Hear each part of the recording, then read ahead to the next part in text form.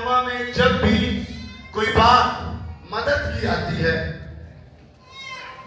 तो फौरन बहुत सारे पासवान, बहुत सारे खादम इस बात को बयान करते हैं कि अगर खुदा एलिया के लिए कवों को भेज सकता है या बेवा को खड़ा कर सकता है तो खुदा हमारे लिए भी कवों को या किसी ना किसी को खड़ा कर सकता है।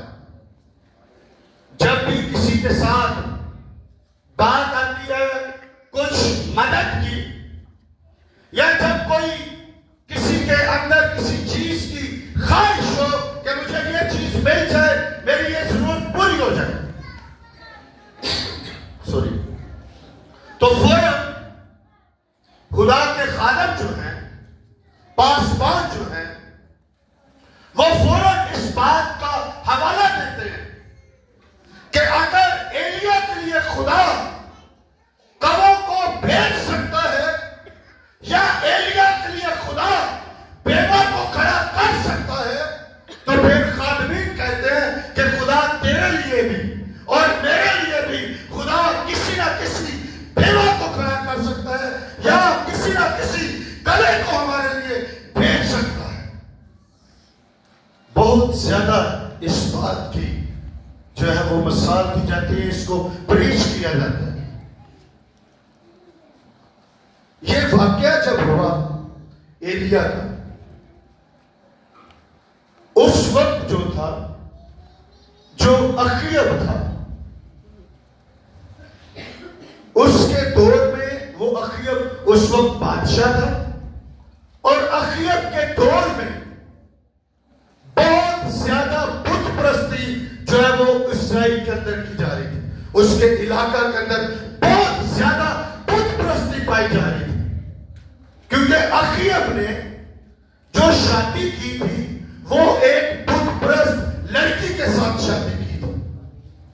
वो ईमानदार लड़की नहीं थी जिसके साथ उसने शादी की, और जब उस लड़की से उस औरत उसने शादी की, क्योंकि वो औरत जो थी वो बुत परस्त थी, वो जादूगरों को मानने वाली औरत थी और वो जादूगरों की पैरवी करने वाला खानदान था।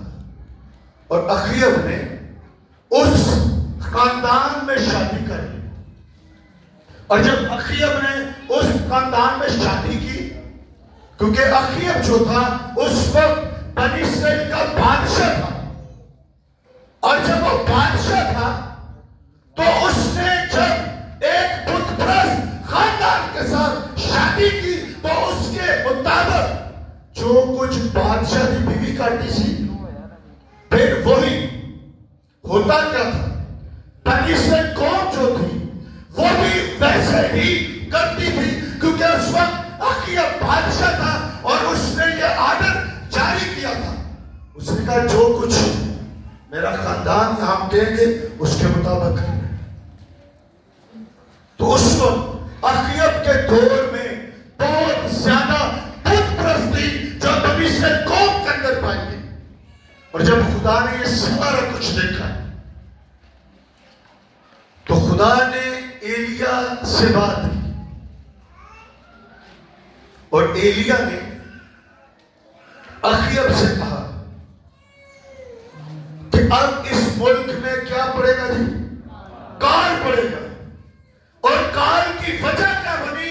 काल की वजह यह बनी कि उन्होंने जिंदा खुदा को छोड़कर उन्होंने गैर मबूदों की इबादत करनी शुरू की, और जब उन्होंने गैर मबूदों की इबादत करनी शुरू की तो उन्होंने इलाके चुनाने शहर उन्होंने कराने दे मुसीबत भूख ते परेशानी शुरू हो गई।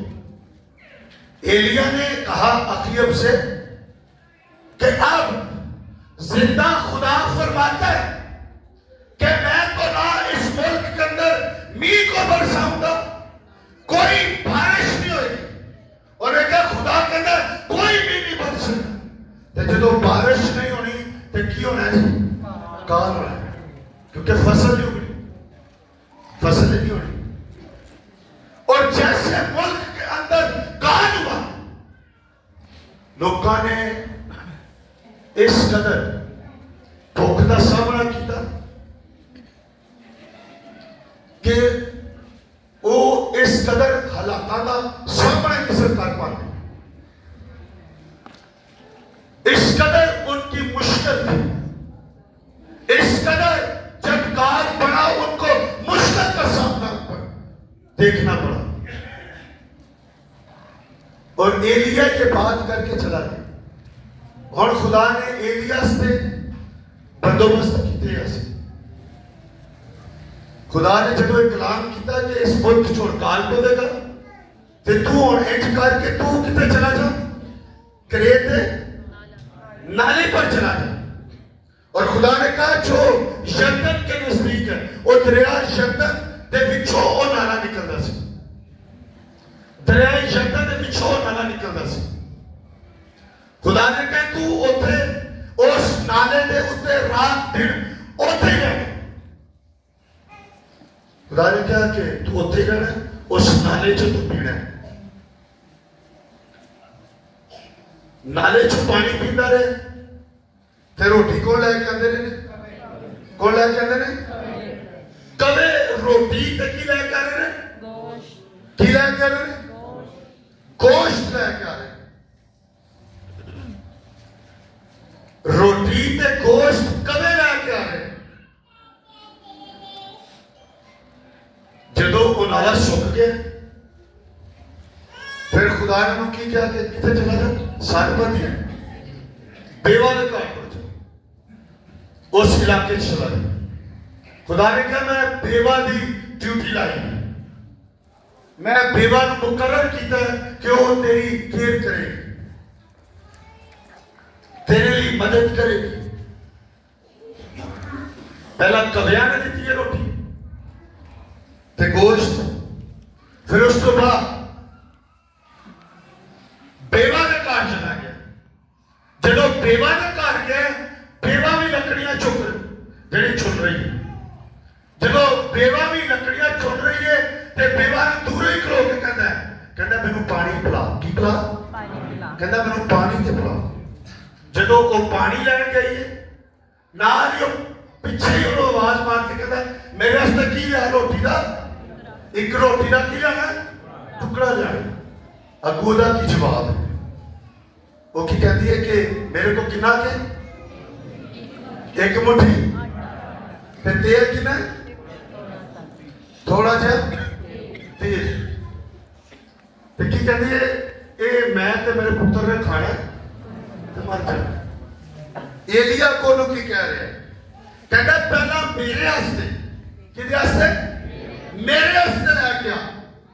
कहता फिर उस बाद वो एलिया के लिए सबसे पहले खाना बनाकर वो रोटी लेकर आती है। फिर जब वो लेके आती है, फिर एलिया ते खुदा का कलाम नाज़िल होता है। एलिया कहता है कि जितनी देर तक इस इलाके च की है काल तेरे घरों आटा ते तेल खत्म नहीं होगा। जितनी देर काल रहा है, खुदा ने एलिया ने खुवाया, फिर उस बेवा ने दिता। उथे लफ्ज लिखा कुंबा, तो जो कुंबे का लफ्ज है ना इब्रानी दे विच, यानी कि एक बहुत बड़ा खानदान। वो कहती है मैं तो मेरा पुत्र है, असी दो हाँ। लेकिन जो उन्हें खुदा को दिता ना, एलिया ने कहने के मुताबिक एलिया ने दिता, फिर ओदी बरकत दे विच ओदे खानदान दे लोग भी शामिल हो गए। एक शख्स चाहिए, एक शख्स चाहिए जिहदे वसीले खुदा अपनी बरकत को जारी करना चाहता है। खानदान च एक बंदे खलो जाए ना, एक ही खलो जाए, ओदे वसीले खानदान बच सकता है, ओदे वसीले खानदान बच सकता है। की लिखे खुदावंद यीशु ते ईमान ले आते तू ते तेरा घराना की पाएगा, निजात पाएगा। उस बेवा के वसीला से उसका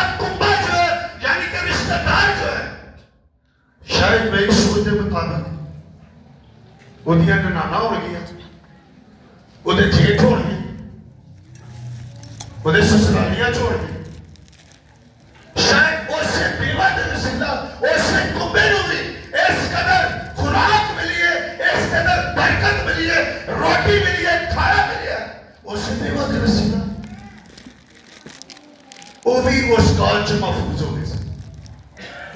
आज एक शख्स तौबा कर लेना खाता है कि ओदे वसीले लामता जा सकती हैं, ओदे वसीले बीमारियां जा सकती हैं, ओदे वसीले खानदान मौत से हो सकती